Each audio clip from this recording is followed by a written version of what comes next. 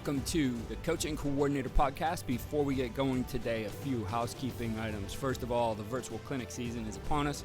We've had some great ones so far with the Illinois State High School Coaches Association, New York, Alabama, Kansas, of course, Lawrence First and Goal. And this week we have two more great ones coming to you, tremendous lineups that have been put together. The first starting February 11th, 6:15 p.m., the Pennsylvania Scholastic Football Coaches Association Clinic. You can find that at psfca.coachesclinic.com. That lineup is headlined by James Franklin from Penn State, Rod Carey from Temple, Jamie Chadwell, Coastal Carolina. We have a pair of coaches from the Minnesota Vikings, Andrew Janoko and Christian Jones. Coordinators from the Pennsylvania FBS School, Jeff Knowles from Temple, Brent Pry, Penn State, Mike Yarimovich, Temple, Mark Whipple, Pitt, Mike Yursich, new coordinator at Penn State. Position coaches from those schools, Archie Collins from Pitt, Gabe Infante from Temple, Joe Lorig from Penn State, Ryan Manilak from Pitt, and then Joey Heklinski, running backs coach from Ball State, joining the mix there. Some great coaches from Villanova, Bloomsburg, California U, Kutztown, Bucknell, Edinboro, and Westchester, along with some great high school coaches as well. You're going to want to check that one out, 47 speakers. It's available for $70 for out-of-state or for anybody really who doesn't need the Pennsylvania Scholastic Football Coaches Association benefits. Please check that out again at psfca.coachesclinic.com. And we have the ever-famous Lone Star Clinic. If you haven't been somebody who's been able to travel to Texas, you haven't seen this one, but they always put together a tremendous lineup. And here's the lineup. Pete Kwiatkowski, defensive coordinator from Texas, Phil Longo, North Carolina, Will Muschamp, Nick Cardwell from App State, Tim Cross, University of North Carolina, Jack Curtis, former DC at Tulane, now at Liberty, Tyler Grisham, Clemson, Josh Henson, Texas A&M offensive line coach, Brandon Jones, co-OC offensive line coach at Houston, Dan Lanning, University of Georgia defensive coordinator, Andy Ludwig, offensive coordinator at Utah, Matt Powledge, assistant coach safety and special teams at Baylor, Mike Reed, assistant coach cornerbacks at Clemson, Everett Withers, former head coach at Texas State, Mick Yukaitis, wide receivers coach at Navy.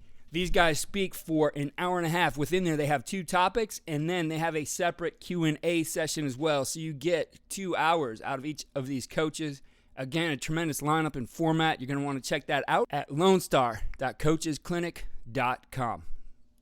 Both of those clinics will be linked in our show notes.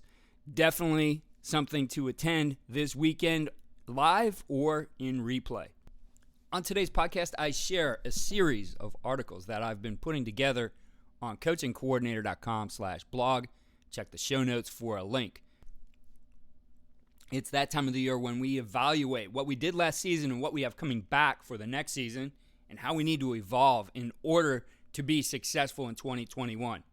In order to help you move forward, I'll be sharing a series which we put the focus on each position on your team and help you match your personnel and philosophy to the schemes, concepts, even full systems, as well as the resources which help you learn more about those ideas and concepts.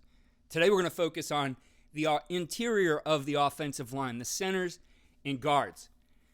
An ideal offensive lineman is physical, powerful, has explosive hips, has quickness in small space, has enough speed to run and reach defenders as well as cover up second-level defenders. He can quickly change lateral direction and possesses vision to see movement coming from multiple angles and levels. He has enough quickness to be able to pull around to the second level or effectively kick out an edge. The lineman described fits well into any offense, and you can't make a poor decision on the schemes or systems you pick. Unfortunately, the truth is we may not have that ideal lineman. In fact, many of us won't. So let's break down each component or lack thereof and what works well as far as scheme. So the first aspect is the physical, powerful, and explosive hips. These traits are essential for interior plays, such as inside zone, base blocks on option-type plays, and down blocks on gap schemes. Many times these players are thicker and potentially stouter than the ideal lineman, but he can execute effectively within those schemes. It's always good to build on the strength of your line from the inside out. Getting movement and denting the middle of the defense is a sure way to get the downhill running game going. I'm going to make a note that within this type of lineman, we left out the physical traits of speed to run and reach defenders, and cover up second-level defenders, quickly change lateral direction, and speed to be able to pull around to the second level or effectively kick out an edge. And that's not to say that your lineman can't do some of those things that the missing traits allow an offense to do, but right now we're going to look at the foundation and building the base. And as we proceed, we'll cover the other traits.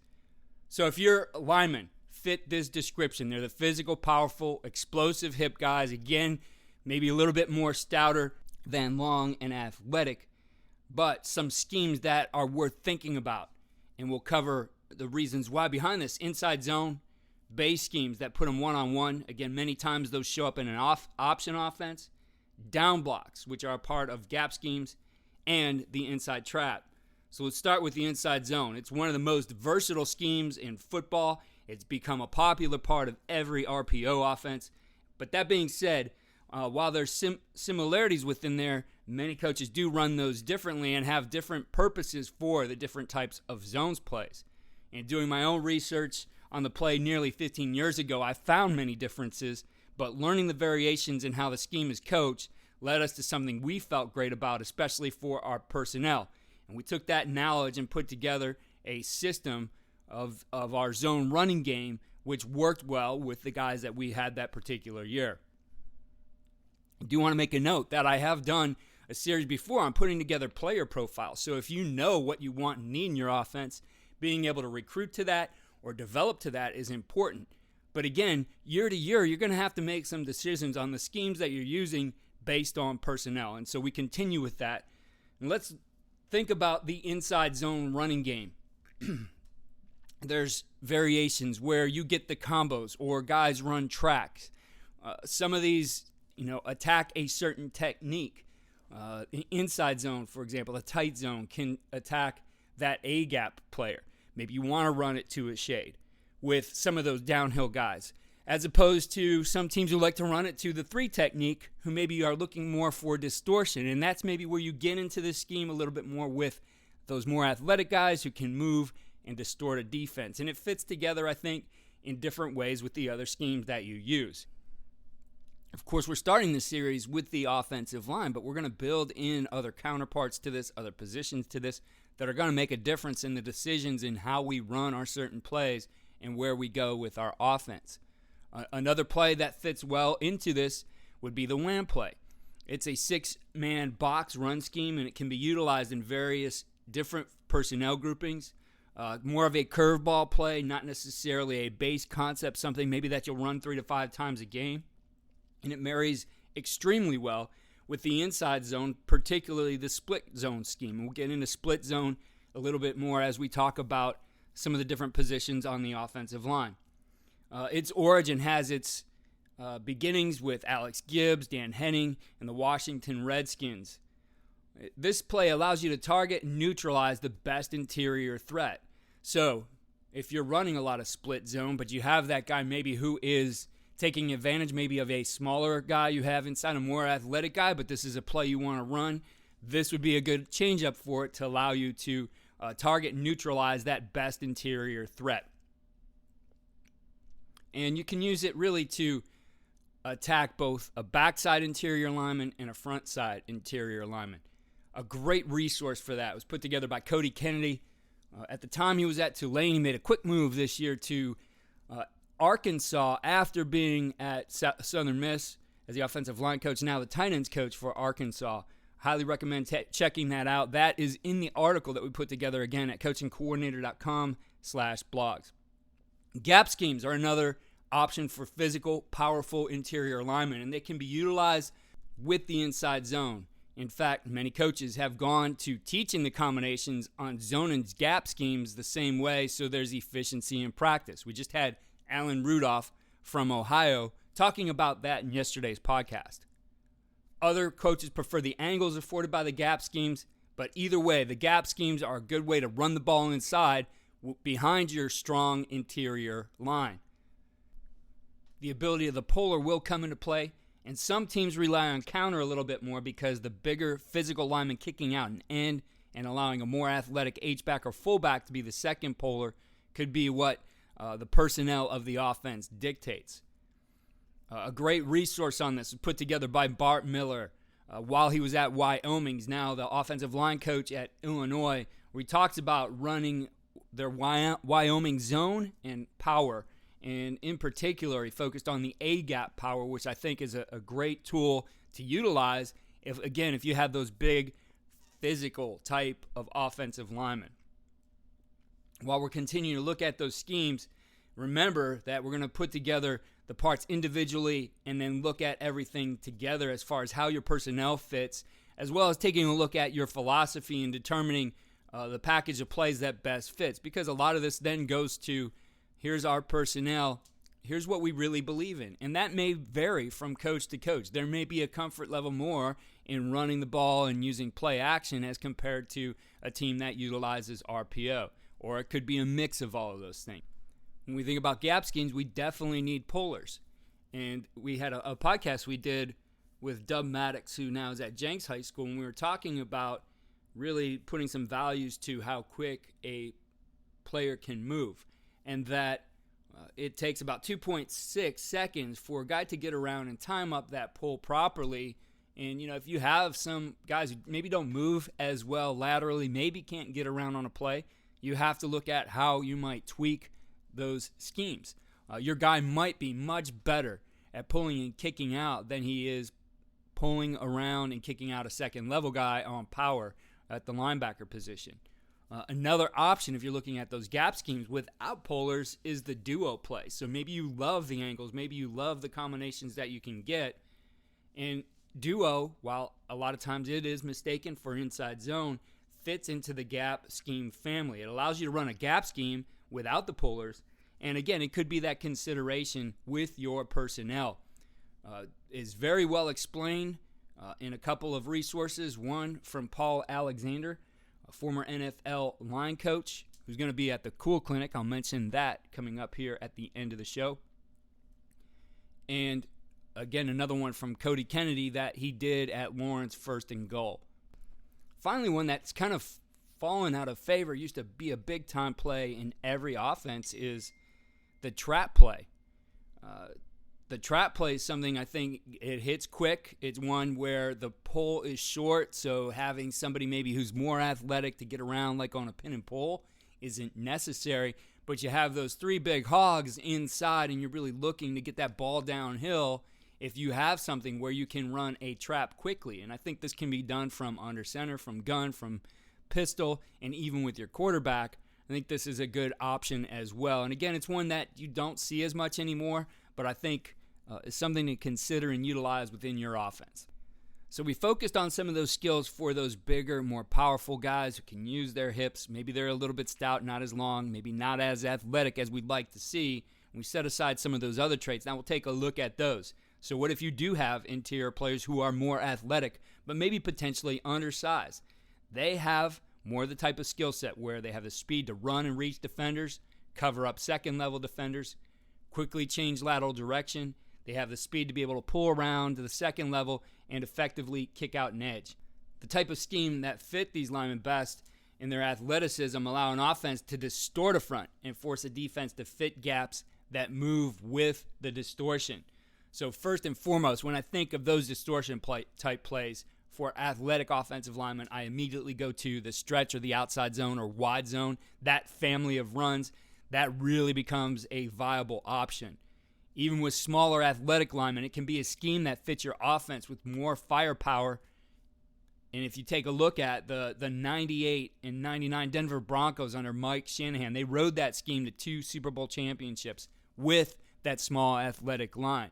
I know that was something I looked at back in 2003 when we were doing this exact kind of breakdown and figuring out what that fit best with our offense. We determined that we had some really athletic guys, maybe not guys who could go downhill, especially against the type of players we saw against us in our conference, but guys who could really be athletic and run on the edge. And so the stretch play became a big part of our offense, and we did well at it. We actually averaged, I think, 10.7 yards over those first 2 years of running it. And I think the third year with a sophomore tailback, we were still pretty close to that 10 yards per carry mark. I know that sounds like a ridiculous number, but that's where we started our offense, and everything then built off of that. We're going to get into some of those ideas as we go through the different positions and how all this starts to fit together. And you look at that play, 22 years later, his son rode that to a Super Bowl as well, wide zone being their main run, and it's one that you see with a lot of teams who made the playoffs in the NFL, the Browns, the Titans, and the Packers, to name a few. The success of the play has proliferated its use in college and high school as well, and it's a tried and true scheme and a game changer. And here's some of the reasons why. Number one, it's a flexible scheme that can be used in a multitude of formations and personnel groups. When you look at this as packaging it with the RPO, again, it really stretches that defense because of the timing of the play and what you can do with riding that mesh along, really moving those linebackers. It gives you some huge opportunities in the RPO game. It definitely creates the best play action opportunities. Again, in order to fit those gaps that are moving across the front, people have to move on the defensive side of the ball, and that's where some big shots come open on play action. And it stresses the defense across the front on the second and third levels in order for them to fit properly. If they don't, the defense really does get gashed. So while the scheme is simple enough on a diagram, I think the devil is in the details and understanding the different variations of the play. Are you running stretch? Is it wide zone? What some people call outside zone, and they have different variations based on the aim point. For example, when we used our stretch play that I mentioned, we were aiming 3 yards outside the tight end by 1 yard deep. We were on that track, and everything was going to move accordingly. We really wanted to reach the outside there and get the edge. If we didn't, then the play was going to really hit up inside on a vertical seam in the defense, right? So some other teams like to run that to the inside foot of the tight end or the crack of the tight end. And again, where you run it, I think is important, and how it fits into your scheme is something to consider, again, as we go through this series. A few great resources on that. Another one from Paul Alexander, which I link in the show notes or in the blog at coachingcoordinator.com/blogs. We have Jim McNally, a video there of him explaining the wide zone play. And then Jason Hotelling, who was the head coach at Wagner. He moved to Colgate as the offensive line coach and just made a jump now to the NFL. And he's really good at it. He's learned it from some of the guys who are associated with the San Francisco 49er, Green Bay, and LA Rams group there. But he talks about it as well. So definitely something to check out there. Other resources we put in there as well with some really good high school coaches, Matt Duffy, Jeff Fox, Juan Johnson, who's at Hewitt-Trussville in Alabama, Jason McManus. Again, all videos that you can watch within here.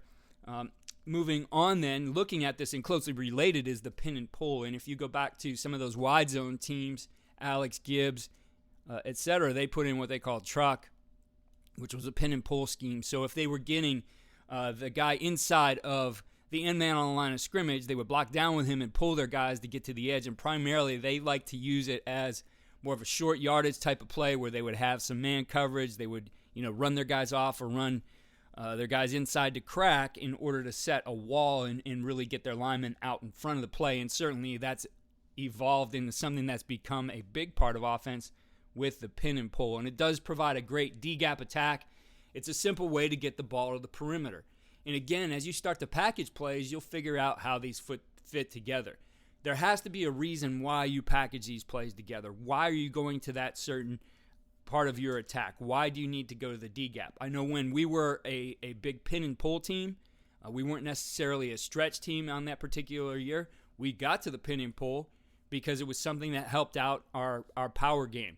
We would get teams that would like to move that inside of our tight end to stop the power, and he'd have to reach him. And so in order to give him an easier block, we would go to pin and pull. So if we got a 7 technique and we felt we were having some trouble with that guy, immediately our thought would be to go to pin and pull, widen them out a little bit, or at least slow him down from trying to be reached inside, because that was our tight end's assignment.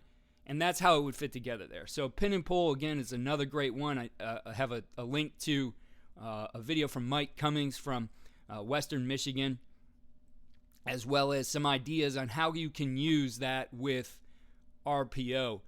It's something as well, when you think of pin and pull, buck sweep, a lot of people think of those the same way. To me, the distinction really comes in that buck sweep is designed always to pull the guards, and pin and pull, the center can pull in that one as well.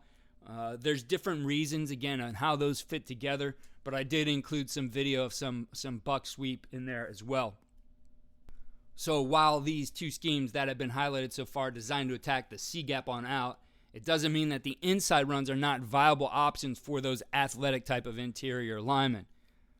The key for utilizing these type of linemen is to understand how to harness their athleticism to distort the defense. For example, the one-back power may be a very viable scheme for an athletic interior because of the ability for the puller to get around and kick out the second-level defender, while the angles and the combinations work in favor of those athletic interior linemen working together to get a little bit more behind their push. The inside zone can work off the outside zone, which distorts the defense by creating that threat of being reached on every play. Again, looking maybe at running that to a 3 technique where that initial step of that offensive lineman feels like he's going to be reached again. He's going to fight to not get reached, and now it allows you to open up that inside seam for the running back. When we look at those, it's how those are packaged together. You want to create that appearance of plays that look alike. A big principle of Homer Smith, he had a whole manual on look-alike plays, that he talked about putting plays together that are packaged and fit in a certain way, that attack the defense in a certain way, and more than anything, give the appearance that the same play, or at least the starting point play, is being run on every single play. Some plays that are a variation of the basic scheme may also work well with an athletic interior lineman. I put a video in there where I explained how power read may diagram up the same way as that downhill power, but the dynamics of the play affect the defense differently, and thus make an athletic lineman a better fit because of the horizontal demeanor of the defense. Again, make it be about distortion for those guys rather than trying to dent the defense vertically. It gives you the ability on that power read to hit inside and outside on every single play, and that's where it starts to fit for your athletic lineman. And I put in several videos, including one I put together myself. We have one from Tennessee Tech head coach Dwayne Alexander, and a couple others that we take a look at those things. So as you begin to see some of the schemes that best lend themselves to being used with a certain type of lineman and personnel, it's how you need to think about this, right? Of course, we don't have that personnel that's going to be all the same across the ball. So I'm going to start to talk about how all these fit together. We'll go through the tackles, and I'll give a summary at the end of that one, as well as how we start to put these 5 guys together and how they might fit into a certain scheme. When it comes to pass protection, that stout interior lineman may seem best for maintaining the integrity of the pocket at the line of scrimmage, but you can use an athletic lineman certainly to an advantage as well. And as we continue through, I'm sure you're going to find that your mix of personnel doesn't necessarily fit any particular system as a whole, but we'll work through the process of fitting your personnel to formations and schemes that will maximize the skills of your offensive unit. Next up, we'll look at offensive tackles in the next installment of the series. Speaking of offensive linemen, I want to mention we just announced this week the Cool Clinic, something we're putting together with Bob Wiley. Again, it's one of those clinics that regionally has been very successful, and if you haven't traveled to Cincinnati, Ohio, you probably didn't see this. You might have had some of those DVDs or saw some of the videos from it, but our lineup includes Jeff Quinn from Notre Dame, Herb Hand, who was at Texas, now is at UNC Charlotte, Alex Mirabal from Oregon, Greg Studara from the Ohio State University. Pro coaches, we have Adam Stenovich from the Green Bay Packers, Keith Carter from the Tennessee Titans, Dante Scarnecchia from the New England Patriots. We got Joe Gilbert from the world champion Tampa Bay Buccaneers. Joe Thomas, future Hall of Famer, is going to speak about some of the things he did as an offensive lineman, which weren't quite cookie cutter and didn't fit everything, starting with the way that he would use his stance. Pro Football Focus will be a sponsor and hosting a session as well. And then, of course, we have Jim McNally, Paul Alexander, and Bob Wiley. It's going to be one you want to check out May 14th and 15th live, the ability to do the Q&A. Typically, you're going to see the college guy speaking for an hour, the pro guys speaking for an hour and a half, a lot of interaction, Q&A. Again, working with Coach Wiley to put together an outstanding virtual format of the Cool Clinic. There's a lot going on right now with coachingcoordinator.com, working together in conjunction with coachesclinic.com and CoachTube, putting together a ton of great resources for your off-season study. Follow me on Twitter at Coach K. Grabowski to keep up with all of that. And check out our show notes and blogs at coachandcoordinator.com.